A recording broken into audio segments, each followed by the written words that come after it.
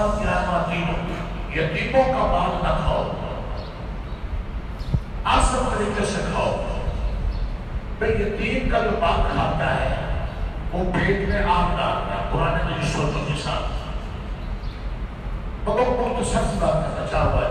دوسری بات ہے یتیم کا جو ظلم کرتا ہے، تلفی کرتا ہے، وہ اپنے آپ کو اور اپنے گھر کو کائنات کا بدترین گھر پر بنا۔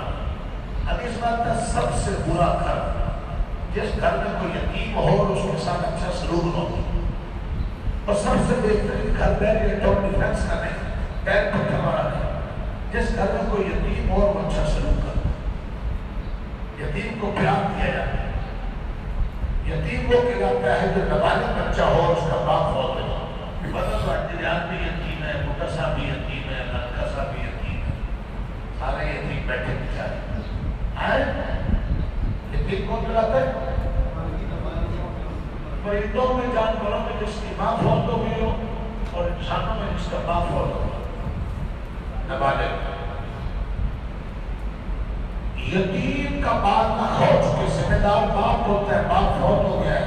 اب چچے پہلے زمانہ جاہلیت میں عموماً بڑے وہ اس پر کیا ہو جاتا ہے؟ قابل ہو جاتے تھے، اور بس اپنی خواہشوں کا نشانہ بناتے تھے۔ بدقسمتی اللہ نے جا بجا قرآن